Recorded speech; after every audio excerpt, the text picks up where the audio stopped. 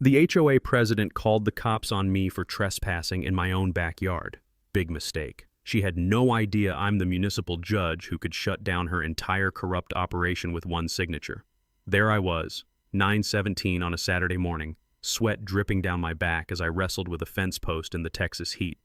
The metallic clang of my post hole digger echoed through the neighborhood when suddenly, whoop whoop, police sirens shattered the morning calm. 3 squad cars screamed into my driveway, gravel crunching under their tires like broken glass. I straightened up, dirt caked under my fingernails, and watched 3 officers step out with that familiar hand-on-belt stance. Behind them, HOA President Cordelia Blackthorne stood smugly by her white Lexus, arms crossed, practically vibrating with satisfaction. What she didn't know? For 6 months, I'd been building a federal fraud case against her, and her little power trip just became Exhibit A. What would you do if someone weaponized the police against you in your own yard? And where are you watching from?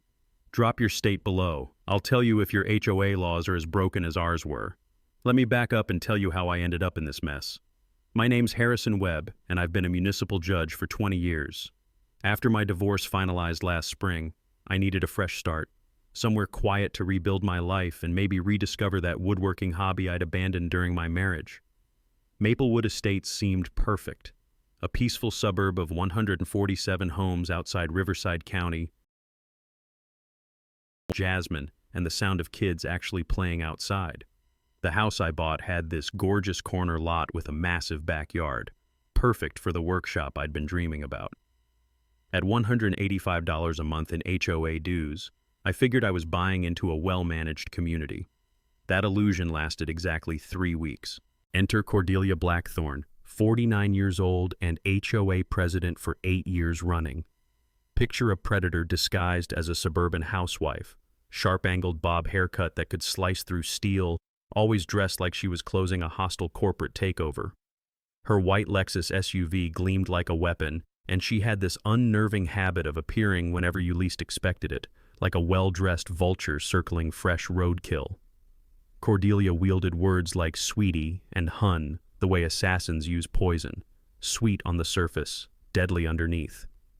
Her excessive floral perfume announced her presence from 3 houses away, mixing sickeningly with the smell of fear that seemed to follow her around the neighborhood. My introduction to Cordelia's reign of terror began with vandalism. Some kid with a baseball bat had turned my mailbox into abstract art, so I did what any reasonable homeowner would do. Bought an identical replacement and installed it. Same design, same height, same everything. The hardware store receipt was still warm in my wallet when I heard it, the distinctive thud of certified mail hitting my front porch like a legal grenade. The thick manila envelope crackled ominously as I tore it open. Inside was a violation notice that would have been laughable if it weren't so audacious. Unapproved exterior modifications, with a $150 fine escalating $50 daily until I attended a compliance hearing. Here's where my judicial training kicked in. This document had more holes than Swiss cheese. I pulled out the HOA's CC&Rs and searched every page for mailbox replacement procedures. Nothing. Zero. Nada. A walk around the neighborhood revealed the smoking gun. Dozens of identical mailboxes, many clearly newer than mine, with 0 violation notices. I started photographing everything, building a case file that would make any prosecutor proud. That's when Marcus from house number 47 wandered over, cold beer sweating in the afternoon heat. "Let me guess," he said with a bitter laugh. "Cordelia's marked you for destruction?" Marcus was an electrician who understood both circuitry and neighborhood politics. His horror stories about solar panel harassment, despite having every permit imaginable, painted a clear picture. Then there was Mrs. Chen at number 23, fined for excessive garden decorations, because she dared display 3 ceramic gnomes in her own flower bed.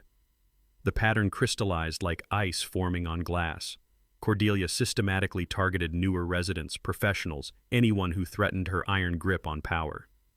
My 20 years of judicial experience screamed one thing: follow the money.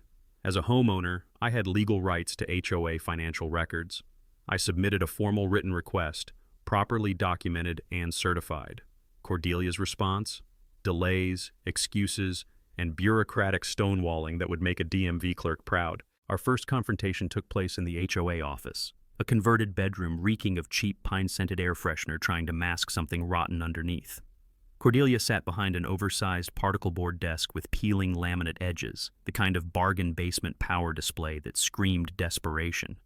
She made me wait 23 minutes. I timed it. Instead of getting frustrated, I photographed the posted budget numbers and documented the community center's shabby condition. For a place collecting nearly $400,000 annually, it looked like a hurricane had redecorated it. When Her Majesty finally granted me an audience, her greeting dripped with condescension. "Judge Webb, is it? Well, here in Maplewood, we follow community standards, not courtroom rules, sweetie." The click of my pen taking notes seemed to set her teeth on edge more than any verbal response could have. That night, evidence photos spread across my kitchen table like a crime scene investigation. I realized this wasn't about mailboxes or community standards. This was about power, control, and almost certainly money. Lots of it. Cordelia Blackthorne had just picked a fight with the wrong judge. Time to show her how real justice works. 2 weeks later, I decided to install a privacy fence along my backyard perimeter. Nothing fancy, just a standard 6-foot cedar fence to create some workshop space where I could run power tools without bothering the neighbors. I filed the proper HOA application, paid the ridiculous $75 review fee, and settled in to wait for approval. 30 days came and went, then 40, then 47 days of complete radio silence while my application sat in what Cordelia called careful review. Back in law school, I'd learned that bureaucratic delays are often the first weapon of petty tyrants, starve people of basic services until they give up or make mistakes. Saturday morning, I'd had enough waiting. I hired a professional surveyor who spent Friday afternoon marking my exact property boundaries with bright orange flags. The metallic ping of his GPS equipment echoed across the neighborhood as he worked, each measurement triple-checked and documented. My divorce lawyer had taught me something valuable. When dealing with hostile opponents, over-documentation isn't paranoia. It's survival. 7 a.m. Saturday, I started digging. The rhythmic chunk of my post-hole digger cut through the morning silence, mixing with the distant hum of Marcus's coffee grinder and the sweet aroma of cedar planks warming in the early sun. 3 neighbors wandered over to watch, Marcus with his steaming mug, Mrs. Chen with encouraging nods, and Earl from number 156 who offered to help carry lumber. That's when the white Lexus prowled around the corner like a predator that had been lying in wait. 9:17 a.m. I'll never forget the timestamp because I was checking my watch when Cordelia emerged from her SUV armed with a measuring tape and an expression that could freeze hell. She'd clearly been watching from her living room window, probably timing her attack for maximum disruption. "Stop right there," she commanded, her heels punching holes in my soft lawn as she marched across it. "This fence extends onto HOA common area." I straightened up, wiping sawdust from my hands, and calmly produced the surveyor's report. "Actually, Cordelia, every post is 6 inches inside my property line. GPS-verified coordinates are right here." Her manicured fingers snatched the documents, scanning them with the desperation of someone hoping reality would bend to her will. When that failed, she pulled out her own measuring tape, a cheap plastic thing from the dollar store that looked like it couldn't measure a coffee table accurately. "I don't care what your papers say," she snapped, her voice rising to a pitch that sent nearby birds fleeing. "The HOA has easement rights, and you're in violation of community aesthetics." Here's where my judicial training kicked in with a lesson every judge learns early. Let your opponents destroy themselves with their own words. Instead of arguing, I quietly pulled out my phone and started recording. "Ma'am, I have a valid survey, municipal permits, and I'm working within all regulations," I said calmly, keeping my voice level and professional. That's when Cordelia made the mistake that would haunt her for months. She walked 30 feet away, still trespassing on my property, and made a phone call loud enough for the entire zip code to hear. "Yes, I need police immediately," she barked, pacing like a caged wolf. "There's a man trespassing on HOA property, destroying community assets, and he refuses to leave when ordered." The irony was so thick you could cut it with my circular saw. She was calling the police about trespassing while literally trespassing on my lawn. Marcus nearly choked on his coffee. Mrs. Chen's mouth fell open. Earl muttered something about enemy tactics under his breath. I kept working, the steady rhythm of hammer on nail providing a soundtrack to Cordelia's public meltdown. Every swing was measured and deliberate, because 20 years on the bench had taught me that composure under fire is the ultimate power move. 12 minutes later, gravel crunched under heavy tires as 2 squad cars rolled up. 3 officers stepped out, led by Sergeant Rodriguez, whose intelligent eyes had assessed hundreds of domestic disputes in my courtroom over the years.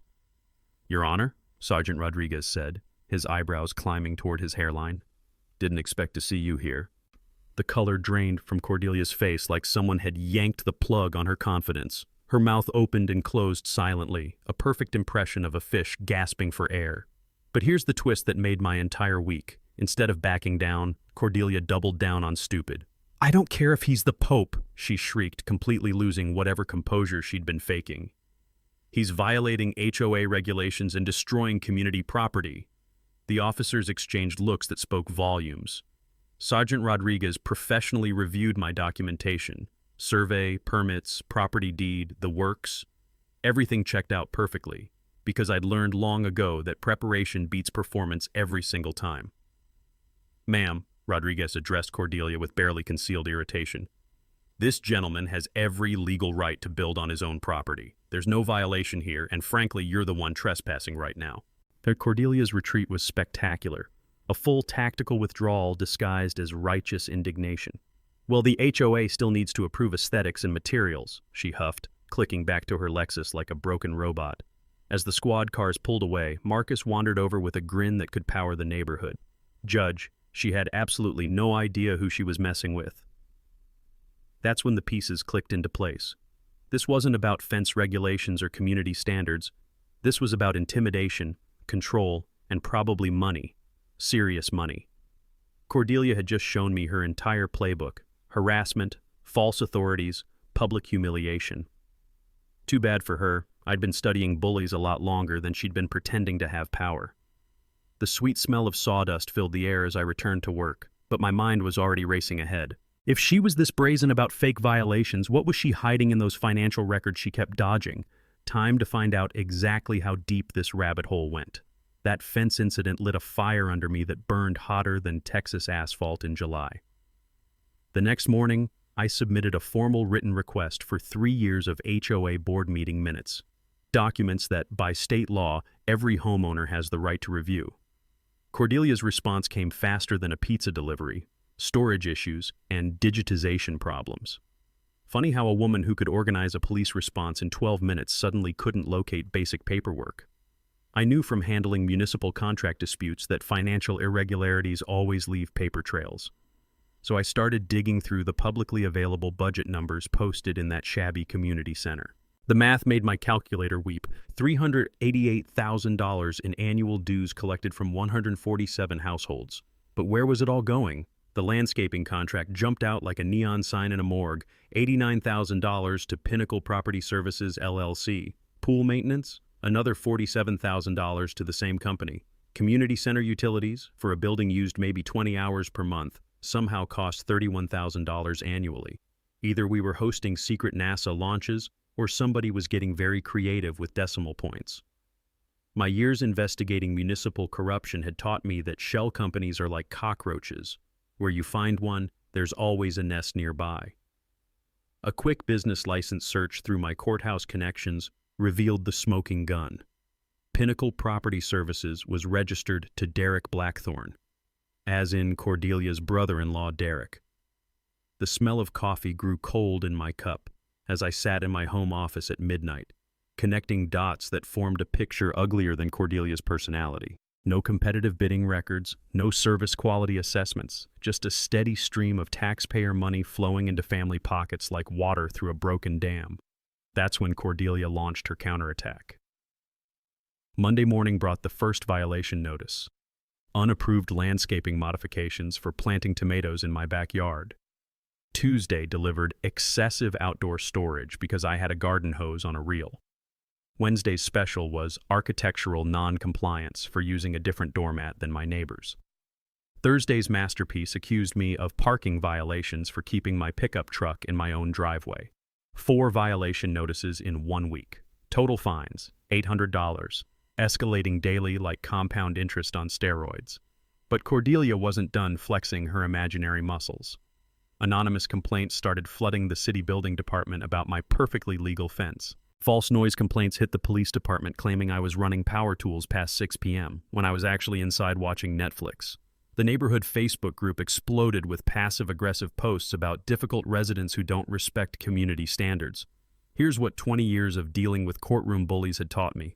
Document everything, stay calm, and let your enemies hang themselves with their own rope. While Cordelia was busy playing puppet master, I was building a case file that would make federal prosecutors salivate. Time-stamped photos of identical landscaping throughout the neighborhood, no violations issued, screenshots of social media harassment, all traceable to accounts connected to board members. Recordings of increasingly unhinged voicemails from Cordelia, including one where she threatened to make my life a living hell until I learned some respect. The smooth screen of my tablet grew warm under my fingers as I swiped through evidence photos each night, building a digital fortress of documentation. That's when community support started emerging like flowers after a wildfire. Marcus shared his own violation horror stories over beers on his back patio, $100 in fines for solar panels that had every permit imaginable. Mrs. Chen brought homemade cookies and whispered about other neighbors too scared to speak up. A young couple from number 134 approached me at the mailboxes with haunted expressions. We're thinking of selling because the harassment never stops. The pattern was clearer than crystal. Cordelia systematically targeted newer residents, professionals, anyone who might question her authority or threaten her little empire. Then came the emergency board meeting. Cordelia called a special Thursday night session to discuss resident compliance issues. Code for, how do we shut up the judge? Only 3 of the 5 board members showed up at the community center, where the fluorescent lights buzzed like angry wasps overhead. I arrived with a folder thick enough to stop bullets, a legal pad, and a recording device. Perfectly legal in our state, something I'd verified during my prosecutor days.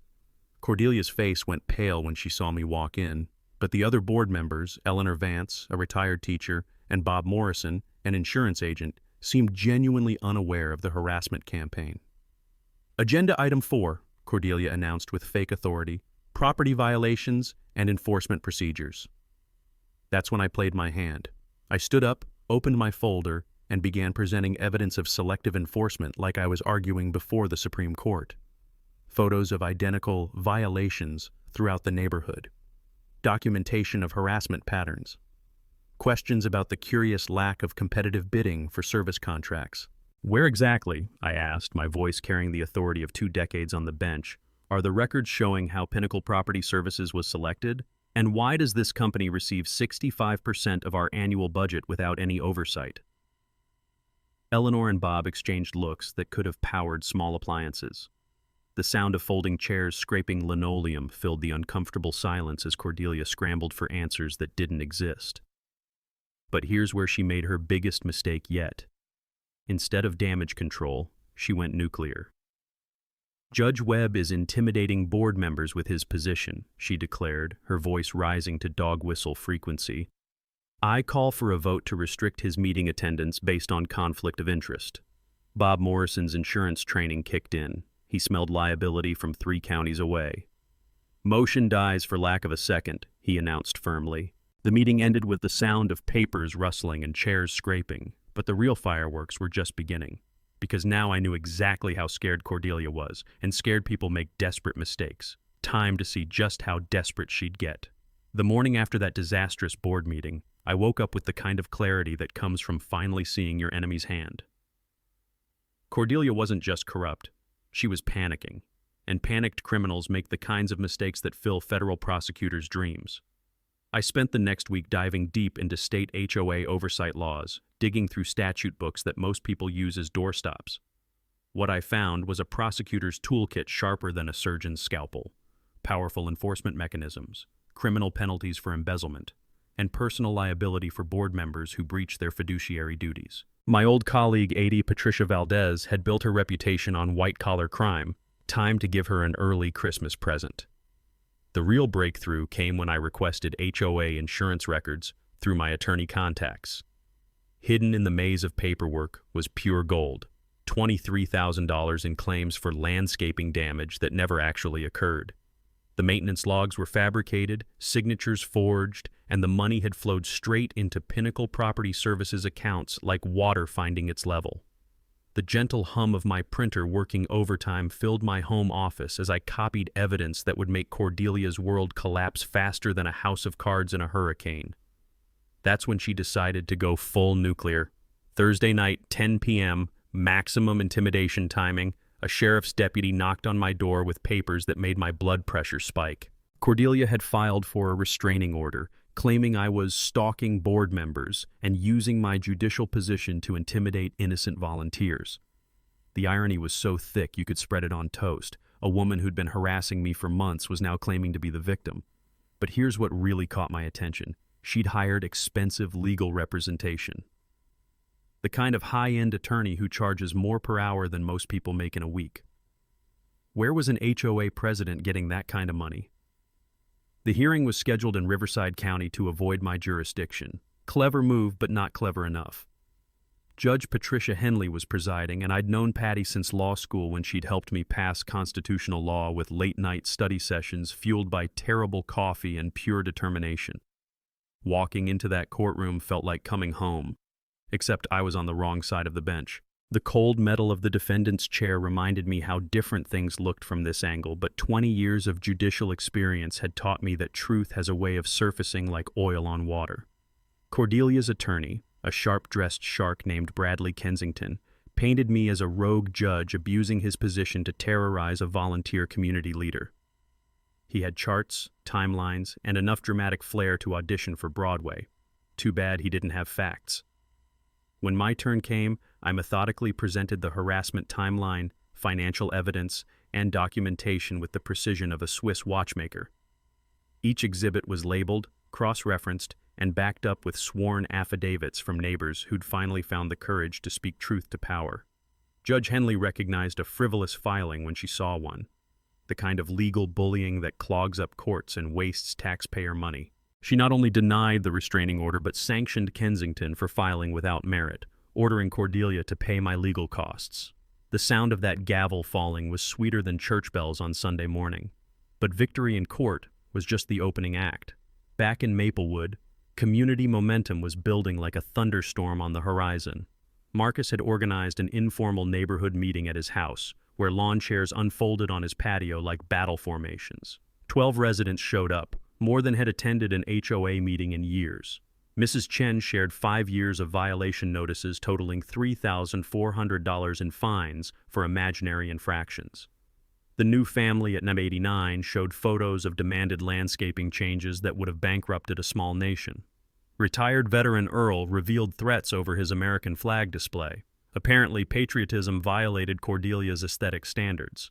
Everyone agreed. Cordelia had to go. That's when my master plan crystallized like ice forming on glass. I'd learned from prosecuting municipal corruption that you need 3 things to take down entrenched power: criminal charges, civil remedies, and public pressure. Attack from all angles simultaneously, and even the most arrogant criminals crumble. The criminal investigation would freeze HOA accounts pending audit. The civil lawsuit would recover stolen funds and damages. The recall election would give residents democratic control. It was beautiful in its simplicity, death by 1,000 legal cuts. But Cordelia's allies were finally showing themselves. Vice President Sandra Muller, who turned out to be Cordelia's real estate business partner, started damage control mode. Treasurer Frank Delacroix, Sandra's husband, suddenly claimed all the financial irregularities were just bookkeeping errors.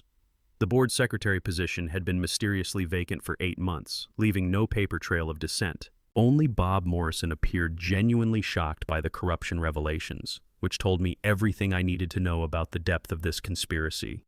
My garage became an investigation center that would make FBI agents jealous. Timelines taped to walls, photo arrays organized by violation type, financial spreadsheets cross-referencing every suspicious payment. The sound of staplers punching through thick document stacks became my evening soundtrack as the case file grew thicker than a phone book. That's when Cordelia made her final desperate play. Anonymous letters to the Judicial Review Board claiming I was abusing my position for personal vendettas. False complaints to the state bar about conflicts of interest. Even vandalism of my fence, spray paint, and loosened boards that my security cameras caught Sandra Muller's teenage son red-handed. She was throwing everything at the wall, hoping something would stick. But desperation has a smell. and it was getting stronger every day. The trap was set, baited, and ready to spring. County Prosecutor Patricia was salivating over the evidence package. State regulatory agencies were preparing audits. Recall petitions were being printed. Everything was converging toward the upcoming annual HOA meeting where Cordelia's reign of terror would finally meet its match: democracy, justice, and one very determined judge who'd had enough of petty tyrants. The only question left was whether she'd go down fighting or just go down. The breakthrough came at 2:47 a.m. on a Tuesday, when insomnia and righteous anger drove me back to the municipal archives. I'd been combing through the original HOA charter documents from 1987, looking for any leverage I might have missed. The musty smell of decades-old paper filled my nostrils as I turned yellowed pages under the harsh fluorescent lights of the county records office. That's when I found it, buried in Section 14. 3 of the original incorporation documents, written in the kind of legal language that makes normal people's eyes glaze over. Any board member convicted of fraud, embezzlement, or breach of fiduciary duty shall result in automatic dissolution of the entire board, with new elections required within 60 days under county oversight. My hands actually trembled as I read those words again. And again. The original developers had built in a nuclear option. One criminal conviction would trigger complete HOA restructure. It was like finding a hidden kill switch in the Death Star's plans. The beautiful part? Cordelia had no idea this clause existed. None of the current board members did. They'd been operating under amended bylaws that had conveniently omitted this particular bombshell over the years. I photographed every page with the reverence of an archaeologist documenting King Tut's tomb. This wasn't just evidence. This was the key to liberating an entire community. But the financial bombshell was even bigger. My accountant friend Janet had spent the weekend reviewing my evidence with the thoroughness of an IRS audit. Her findings made my fence violations look like jaywalking tickets. $127,000 in total embezzlement over 4 years, with money trails leading directly to Cordelia's personal accounts and property investments. The pattern showed criminal evolution, started with small overcharges, grew bolder with fake invoices, and eventually graduated to wholesale theft. Janet's analysis revealed something that made my prosecutor instincts sing. The embezzlement had accelerated dramatically over the past 18 months. Desperation, divorce proceedings, and a failing real estate market had turned Cordelia from a petty thief into a full-blown criminal enterprise. Sitting in my leather judicial chair that night, surrounded by evidence that could topple a government, I realized I held the nuclear option. One conviction would trigger complete dissolution. HOA insurance would cover resident reimbursements. Fraud victims would be protected. New elections would allow a complete community reset with proper oversight mechanisms. The smooth leather creaked under my weight as I leaned back, planning the endgame with the precision of a chess grandmaster. Every move from here would be calculated, documented, and devastating. What made this even sweeter was the intelligence network that had emerged like a resistance movement. Marcus's electrician contacts were revealing systematic overcharging for basic maintenance. Mrs. Chen's gardener friend had blown the whistle on landscaping invoice padding, work never performed but always billed. The pool company maintenance supervisor was ready to testify about fraudulent service claims that would make Tony Soprano blush. My phone buzzed constantly with new evidence tips, each message another nail in Cordelia's legal coffin. But the perfect storm was bigger than just my investigation. County Prosecutor Patricia Valdez was building her political career on cleaning up municipal corruption. A high-profile HOA case would be campaign gold. The state attorney general had just launched a statewide HOA fraud initiative after similar scandals in Dallas and Austin.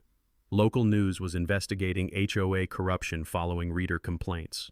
Even better, it was election season, and every politician wanted to appear tough on the kind of petty corruption that drives voters crazy. The vulnerability I'd sensed in Cordelia was now crystal clear. Her recent divorce had left her financially stressed, her real estate business was drowning in a down market, and the HOA embezzlement had become her lifeline, funding her lifestyle, property investments, and probably that expensive attorney who'd just lost spectacularly in court. The desperation was getting stronger. I could smell it like smoke from a house fire. Increased perfume couldn't mask the chain smoking at board meetings, the trembling hands when she thought no one was looking, the way her voice cracked when delivering threats that used to sound authoritative. Everything was aligned like planets during a rare eclipse. criminal evidence, civil remedies, regulatory oversight, media attention, and political pressure. Cordelia had built her little empire on a foundation of sand, and the tide was coming in fast. The original charter's dissolution clause was my ace in the hole, but I wouldn't need to play it yet. Sometimes the threat of total destruction is more powerful than the destruction itself. Time to see how she'd react when she realized her world was crumbling faster than a stale cookie. The morning after discovering that nuclear option in the charter, my dining room looked like a CIA operation planning the overthrow of a small country. Wall maps of the neighborhood showed violation patterns marked in different colored pushpins: red for harassment, blue for financial irregularities, yellow for selective enforcement. Financial flowcharts covered every surface, tracking money like bloodhounds following a scent trail. The sound of sticky notes being rearranged and markers squeaking across whiteboards became my morning symphony as I orchestrated the most satisfying takedown of my legal career. First, I assembled my team, not the Avengers, but close enough for neighborhood justice. Marcus brought electrical expertise and street credibility that money couldn't buy. Mrs. Chen provided historical knowledge and the moral authority that comes from surviving 87 years of life's battles. Patricia Valdez offered prosecutorial power and media connections that could turn local corruption into statewide headlines. Earl the veteran contributed organizational skills sharp enough to run a military campaign. Even Bob Morrison, the one honest board member, became our inside source. My strategy was beautifully simple: attack from 3 directions simultaneously, like a perfectly coordinated military operation. Criminal prosecution would freeze assets and establish legal precedent. Civil remedies would recover stolen funds and compensate victims. Administrative action would trigger state oversight and license revocations, death by 1,000 legal cuts, each one precisely placed for maximum damage. The evidence package grew thicker than a small-town phone book. 347 pages of financial records, contracts, and invoices that painted a picture uglier than abstract art. 89 photos documenting selective enforcement that would make civil rights lawyers weep with joy. 23 audio recordings of harassment incidents, including Cordelia's threat to destroy anyone who challenges community standards. A timeline showing escalation patterns over 4 years that read like a criminal psychology textbook. The heavy cardboard of evidence boxes and metal rings of binders became familiar textures under my fingers as I organized enough documentation to convict a small army of white-collar criminals. Media strategy came next, because public pressure makes politicians move faster than caffeine makes hummingbirds fly. Channel 7 investigative reporter Jennifer Kim was already sniffing around HOA corruption stories. Apparently, reader complaints had been flooding in like spring rain. The local newspaper editor was hungry for community interest pieces that actually mattered to real people. Social media campaigns were planned around the recall election, with residents finally ready to tell their stories without fear of retaliation. The sound of keyboards clicking filled neighborhood living rooms as residents typed Facebook testimonials that would make Cordelia's PR problems look like a Category 5 hurricane. But the financial forensics was where things got truly beautiful. My CPA friend Janet had traced fund diversions through a shell company network more complex than a NASA launch sequence. Bank records showed personal expenditures from HOA accounts, spa treatments, jewelry purchases, and restaurant bills that would feed a small village. Property records revealed Cordelia's unexplained real estate investments, funded entirely by money that should have been fixing our community. From my prosecutor days, I'd learned that financial records don't lie even when people do. They're like digital fingerprints at a crime scene, impossible to completely erase no matter how hard criminals try. The recall election mechanics were surprisingly straightforward once you cut through the bureaucratic nonsense. We needed 74 signatures from 147 households, 25% to trigger the recall. 30 days for petition circulation, then elections within 45 days of a successful petition. Sample ballots were designed showing reform candidates who actually gave a damn about the community instead of their bank accounts. Community education became our secret weapon. Information packets explained HOA financial basics in language that wouldn't require law degrees to understand. Know Your Rights workshops at the community center taught residents how to request financial records, attend board meetings effectively, and document harassment like prosecutors building cases. Meanwhile, Bob Morrison was feeding us inside information that made Tom Clancy novels look boring. Cordelia was panicking over missing treasurer records that could expose years of additional fraud. Sandra Muller was attempting to alter historical documents like some kind of suburban Nixon. Frank Delacroix had consulted a bankruptcy attorney, apparently preparing for the financial apocalypse heading his way. Emergency board meetings were being called without resident notification, a violation of state sunshine laws that would add more charges to the growing pile. The smell of burning paper drifted from behind the community center one night as compromised materials were destroyed, but digital records are harder to kill than movie villains. Everything was backed up, encrypted, and stored in multiple locations like a distributed resistance network. Technology became our force multiplier. A professional website, Reform Maplewood HOA, went live with documentation that would make investigative journalists drool. Online petitions gathered electronic signatures faster than a viral cat video. Databases tracked every violation pattern, creating statistical evidence of systematic discrimination.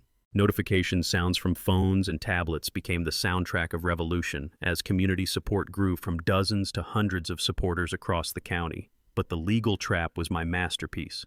Ethics complaints were filed against Cordelia's real estate license for conflicts of interest. Insurance fraud was reported to state regulatory agencies that took white-collar crime personally.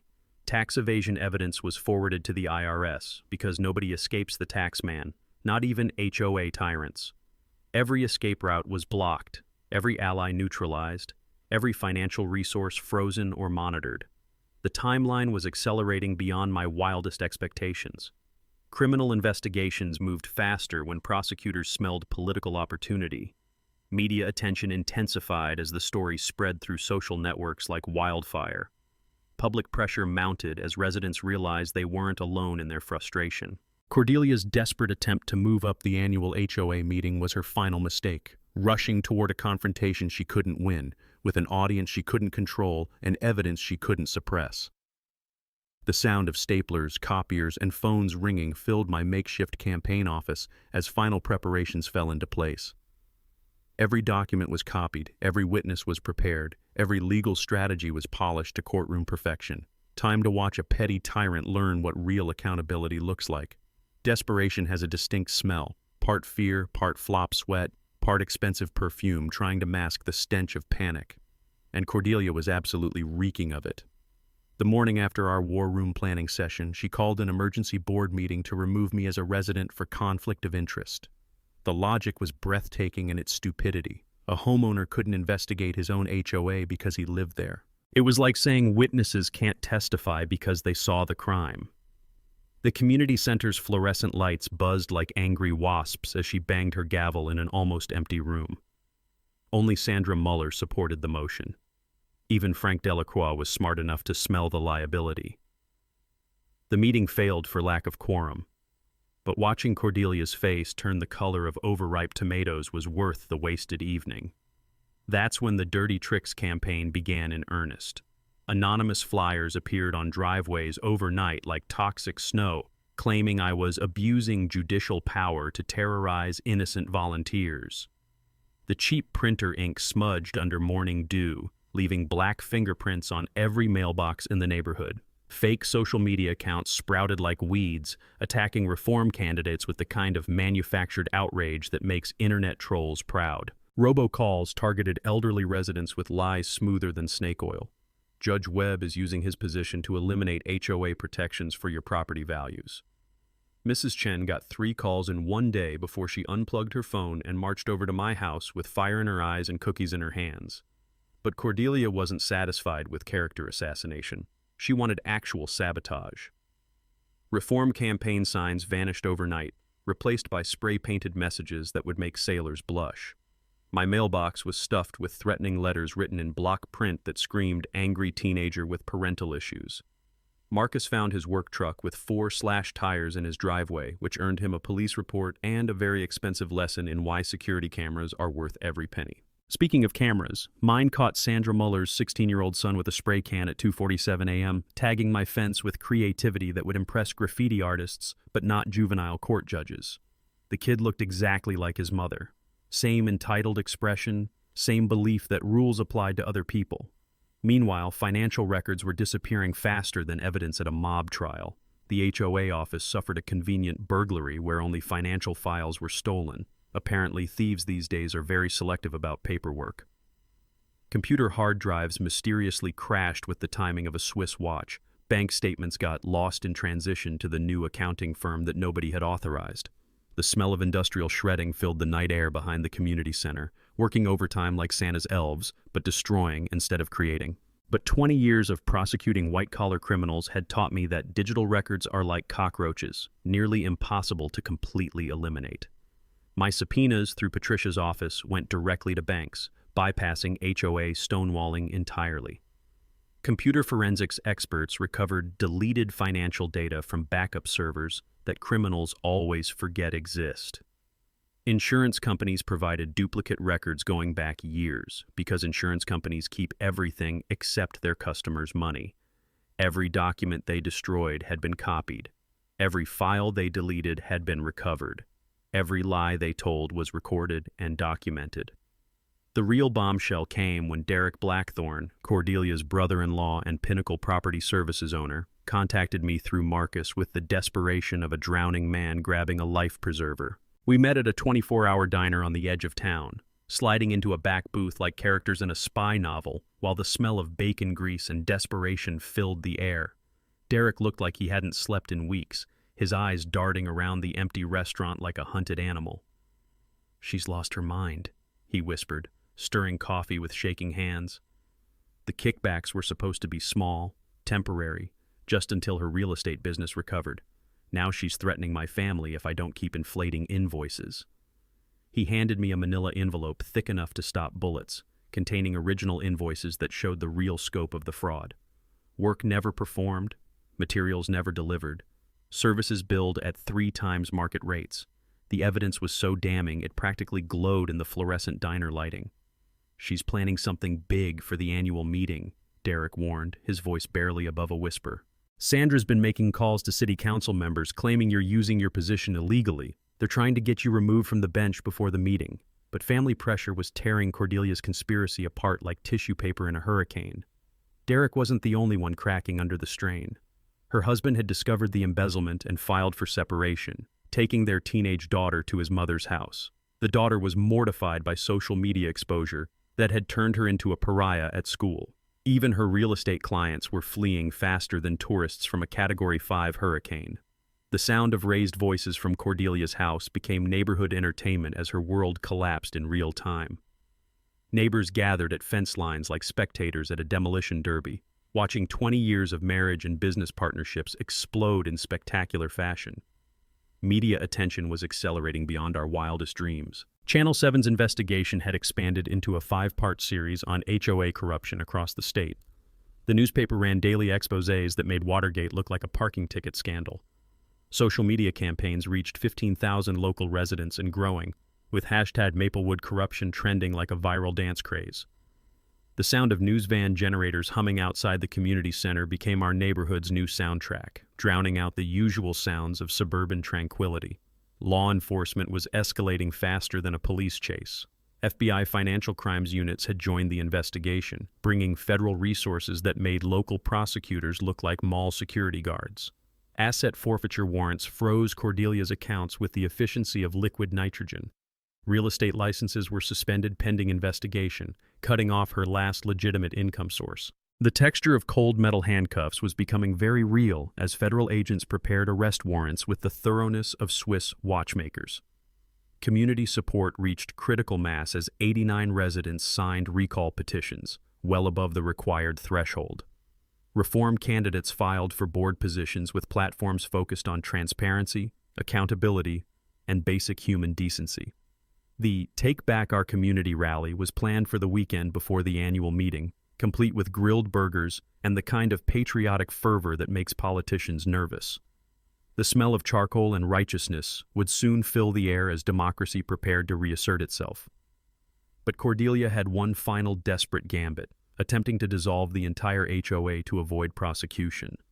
Emergency legal filings claimed residents could manage without board oversight, like arguing that banks don't need security because customers are basically honest. Judge Patricia Henley denied the motion so fast it left skid marks on the court docket, sanctioning Cordelia's attorney for filing frivolous paperwork.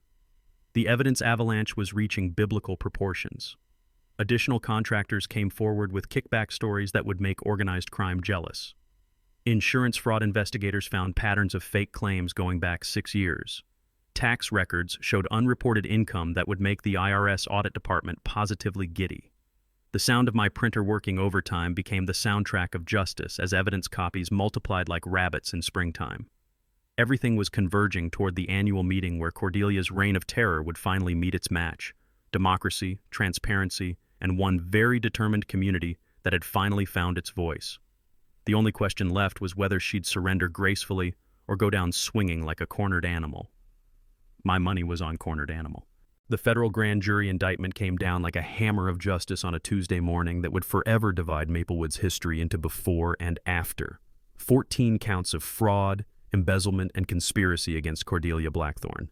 State charges followed like dominoes falling: insurance fraud, tax evasion, and breach of fiduciary duty. Her real estate license was revoked so fast it left digital skid marks on the state database. My phone buzzed constantly with news alerts that read like Christmas morning for justice enthusiasts. Cordelia's panic reached legendary proportions. She tried to flee jurisdiction with the grace of a wounded rhinoceros, getting caught at the airport with $47,000 in cash and a one-way ticket to the Cayman Islands. When that failed, she attempted to liquidate hidden assets that had already been frozen tighter than a politician's smile during election season. Her final gambit was begging residents for understanding and forgiveness in a rambling Facebook post that went viral for all the wrong reasons. The texture of smeared mascara and trembling hands became her new reality as the walls closed in faster than a trash compactor in a space opera. The media circus intensified beyond our wildest expectations. National news picked up the story as the perfect example of HOA corruption run amok. Suburban tyranny meets federal justice. I found myself on courthouse steps being interviewed as the judge who exposed neighborhood fraud, trying to maintain judicial dignity while internally celebrating like a kid at Christmas. Documentary crews requested access for investigative series about municipal corruption. The sound of camera shutters clicking became the soundtrack of accountability as reporters descended on our quiet neighborhood like well-dressed locusts with press credentials.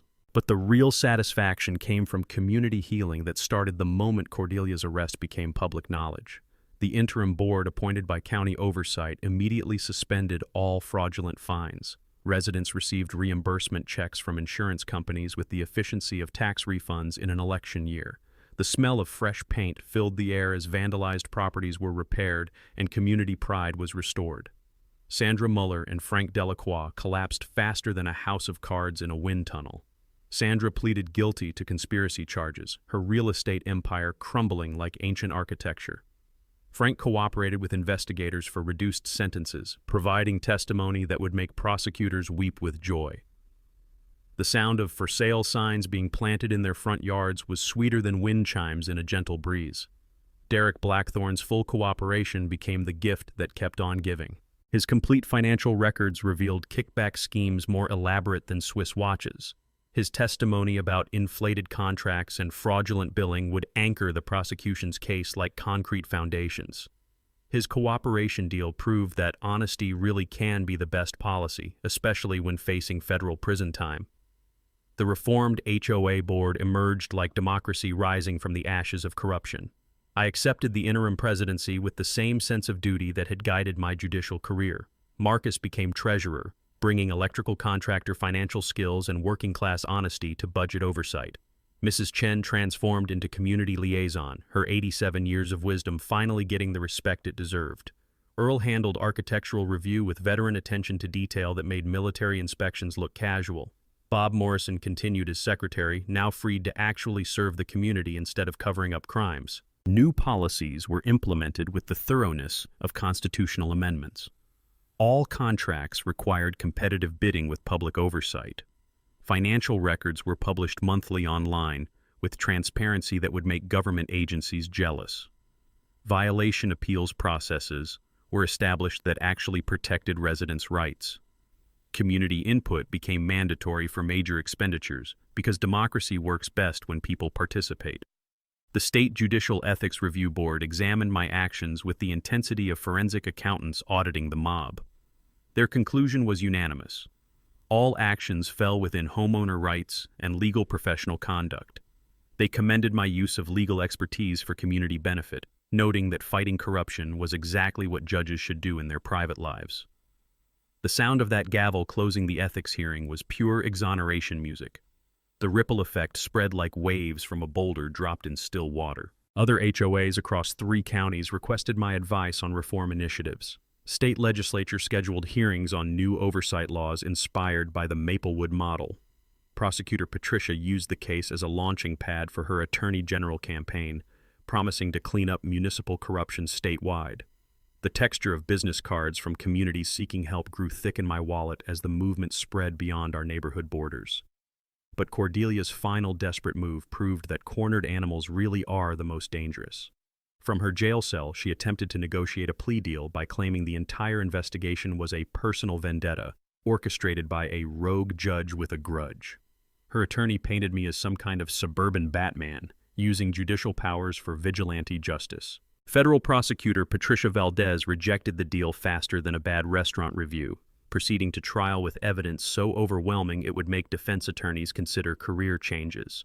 The sound of that jail cell door clanging shut became the official soundtrack of justice served. Preparation for the annual HOA meeting intensified like the final scene of a courtroom drama. The event was transformed from a routine bureaucratic gathering into a public celebration of democracy triumphant. Media were granted access for transparency that would make government meetings jealous.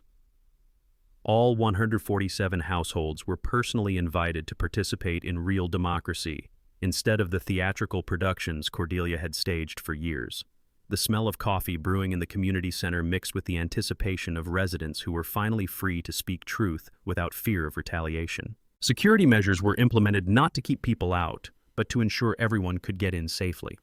The venue was expanded to accommodate record attendance expected for what local news was calling the most important HOA meeting in county history. But the most beautiful part was watching neighbors emerge from years of intimidation like flowers blooming after a long winter. Violation victims shared their stories without fear. Financial fraud survivors compared notes with the enthusiasm of support group members. Reform candidates stepped forward with platforms based on transparency and accountability instead of personal enrichment. The texture of petition signatures felt like democracy in action as residents reclaimed their community from the ashes of corruption. Everything was converging toward one moment when justice, democracy, and community spirit would finally triumph over petty tyranny and financial fraud. The annual meeting would be more than administrative theater. It would be a celebration of what happens when good people refuse to stay silent and one determined judge decides that enough is enough. The only question left was whether the community center could hold all the people who wanted to witness justice being served with a side of accountability. The big day arrived with the kind of electric anticipation usually reserved for Super Bowl Sundays or presidential elections. The annual HOA meeting had been transformed from a dreaded bureaucratic obligation into the hottest ticket in town, democracy's comeback tour with standing room only. Channel 7 news crews arrived at dawn, their generators humming like mechanical honeybees as they set up cameras with the precision of a NASA launch. Reporter Jennifer Kim had promoted this as the finale to her 5-part HOA corruption exposé, promising viewers justice served live and unfiltered. By 6 p.m., the community center parking lot looked like a tailgate party for civic engagement. 134 of our 147 households were represented, the highest attendance in Maplewood's 37-year history. Folding chairs arranged in military precision filled every available space, with overflow seating spilling onto the patio where outdoor speakers carried the proceedings to residents who couldn't squeeze inside. The sound of microphone feedback testing mixed with excited conversations as neighbors who'd been isolated by fear finally gathered in unified purpose. I took the podium at exactly 7 p.m., the smooth microphone familiar in my hands after 20 years of delivering judicial rulings. But this felt different, warmer, more personal, like addressing family instead of defendants. Friends and neighbors, I began, my voice carrying the authority of both office and experience. 6 months ago, most of us felt helpless against a system designed to intimidate and exploit. Tonight, we celebrate what happens when a community finds its voice and demands accountability. Warm applause filled the room like sunrise breaking over mountains, genuine appreciation from people who'd rediscovered the power of democracy. Marcus stepped forward with financial recovery reports that made Excel spreadsheets sexy. His electrician's precision delivered numbers that hit like heavyweight punches, $89,000 in fraudulent charges reversed and refunded to residents. $127,000 in total fraud recovered through asset forfeiture that would fund community improvements for years. Insurance companies covering all resident reimbursements because fraud victims deserve protection, not punishment. The sound of surprised gasps and happy murmurs rippled through the crowd as residents realized they were holding actual settlement checks, real money returned from the criminals who'd stolen it. But the evening's dramatic centerpiece came via live courthouse update from downtown, where Cordelia's fate was being decided by 12 jurors who'd heard enough evidence to convict a small army. Reporter Kim's phone buzzed at 7:47 p.m. with news that made the entire room hold its breath. Guilty on 12 of 14 counts. The sentencing was swift and satisfying: 4 years federal prison, $180,000 in restitution, and permanent revocation of her real estate license. Sandra Muller received 18 months probation and 500 hours of community service, fitting punishment for someone who'd forgotten what community actually meant. When Kim turned her camera toward me for the live interview that would make local news history, I felt the weight of 20 years on the bench distilled into one perfect moment. "Judge Webb," she asked, her voice carrying the gravity of investigative journalism at its finest, "what would you tell other communities facing HOA corruption?" I looked directly into that camera lens, knowing my words would reach thousands of residents trapped in their own HOA nightmares. Document everything, know your rights, never let bullies win through intimidation, and remember, democracy works when good people refuse to stay silent. The camera panned across cheering residents, capturing community unity that would make Norman Rockwell weep with patriotic pride. That's when I dropped the surprise that would cement this evening in neighborhood legend. The seized assets from Cordelia's criminal enterprise have created a community improvement fund totaling $45,000. Tonight, we vote on how to spend money stolen from us but returned by justice. The smell of celebration cake being wheeled in mixed with the sweet aroma of victory as residents realized their suffering had been transformed into community treasure. The vote was unanimous: playground renovation for families, pool repairs for everyone, and a memorial garden honoring the courage of residents who'd finally stood up to tyranny. Children's laughter echoed from outside where they were already playing, their voices the soundtrack of a neighborhood reborn. Recognition ceremonies followed like Academy Awards for civic heroes. Marcus received the Community Leadership Award for organizing resistance when resistance seemed impossible. Mrs. Chen was honored for community service that proved wisdom and courage have no expiration date. Earl's flag display was officially approved with a ceremony that made grown veterans weep with pride. The sound of children playing in the background provided the perfect soundtrack to normal neighborhood life, finally restored. The new board installation felt like a constitutional convention in miniature. My election as permanent president was unanimous, not because I sought power, but because the community trusted judicial experience over personal ambition. The reformed board took an oath of transparency that would be carved in stone if we could afford it. Our first motion passed without dissent. All meetings would be recorded and published online because sunshine really is the best disinfectant for governmental corruption. National attention followed like moths to flames of justice. Good Morning America featured our story as proof that individual courage could create systemic change. Social media exploded with #Maplewood model hashtags as communities nationwide shared their own HOA horror stories and reform strategies. The sound of phones buzzing with viral notifications became the soundtrack of influence spreading beyond our neighborhood borders. Law enforcement presence provided the evening's final validation. Sheriff's deputies attended as invited guests, with Sergeant Rodriguez commending community cooperation that made their jobs easier. FBI financial crimes agents spoke about fraud prevention with the enthusiasm of teachers who'd finally found engaged students. The texture of firm handshakes and gleaming badges under community center lights felt like democracy and justice working in perfect harmony. But the emotional climax belonged to the residents whose courage had made everything possible. An elderly widow broke down thanking me for saving her home from foreclosure caused by fraudulent fines. The young family from number 134 announced they were staying because our neighborhood is finally safe for honest people. The veterans group presented a flag to replace the one Cordelia had called a violation.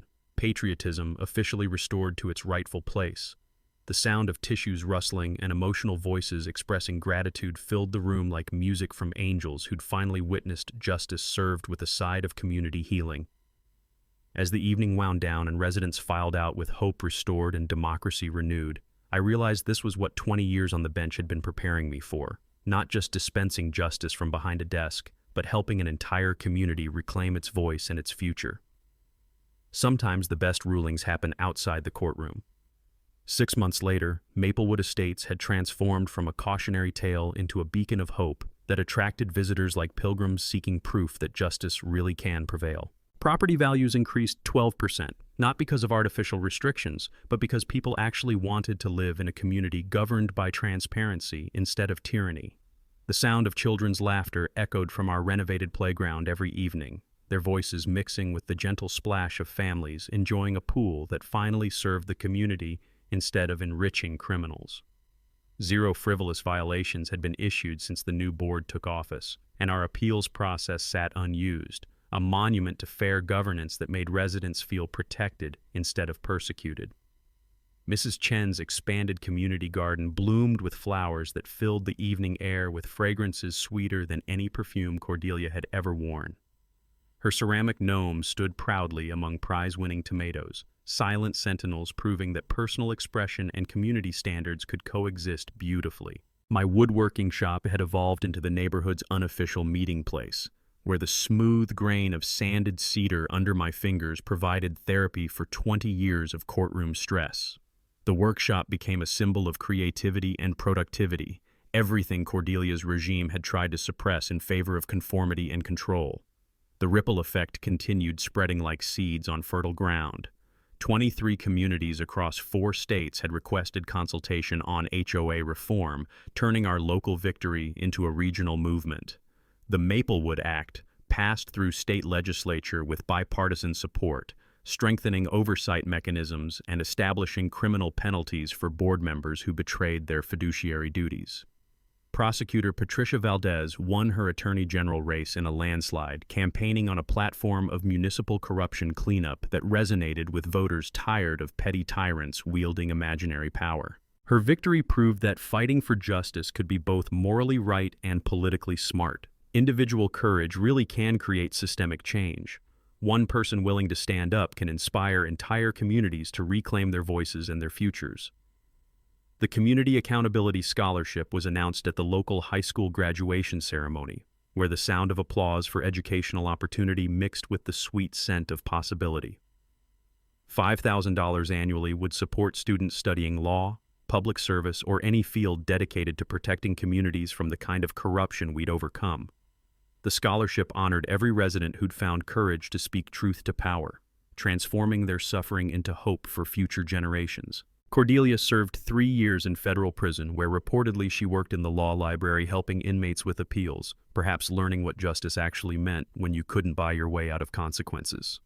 Her restitution payments continued under court supervision, every dollar a reminder that crime really doesn't pay in the long run. Her house sold to a young family with children who brought bicycle sounds and sidewalk chalk art to a street that had forgotten how to smile. Marcus's electrical business boomed as word spread about honest contractors who charged fair prices and delivered quality work. He employed 2 additional electricians from the neighborhood, proving that integrity could be both profitable and community building. The sound of power tools became the soundtrack of honest work rebuilding trust one job at a time. Mrs. Chen organized democracy and action workshops that attracted residents from across the county, her 87 years of wisdom finally receiving the platform it deserved. The smell of jasmine tea filled evening sessions where she taught civic participation with the passion of a civics teacher who actually cared about her students' futures. Earl's American flag flew proudly without fear of violation notices, while his memorial garden planning brought veterans together for healing that went deeper than landscaping. The soft texture of flag fabric fluttering in the breeze became a symbol of freedom that actually meant something in our community. But the most satisfying victory was watching our neighborhood return to what it should have been all along, a place where families could build lives without fear, where diversity was celebrated instead of punished, where community meant cooperation instead of competition. My phone rang one Tuesday morning with a familiar sound that made me smile. Another community in distress, this time from a mountain town dealing with water rights corruption, involving a management company that made Cordelia look like an amateur. "Judge Webb," the caller said with desperation I recognized from my own experience 6 months earlier, "we've heard about Maplewood. Can you help us too?" The next adventure was calling, and I realized that fighting corruption had become more than a personal mission. It was a calling that combined my judicial experience with community service in ways that made both more meaningful. But tonight, sitting in my backyard workshop with the scent of cedar shavings and the distant sound of neighbors chatting over fences, I reflected on something that made all the effort worthwhile.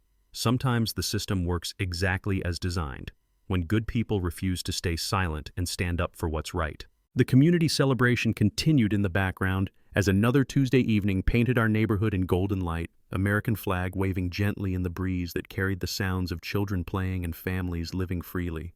That's what victory sounds like in real life. Not dramatic music or courtroom gavels, but the simple sounds of people being allowed to live with dignity in communities they can actually call home. What's your HOA horror story? Share it in the comments below.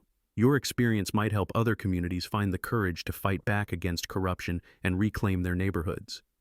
And if this story inspired you to believe that one person really can make a difference, hit that subscribe button and ring the notification bell for more stories where justice prevails over corruption, where communities triumph over tyranny, and where ordinary people discover they have extraordinary power when they refuse to stay silent. Because democracy works best when we all participate, and justice tastes sweetest when it's served with a side of community healing.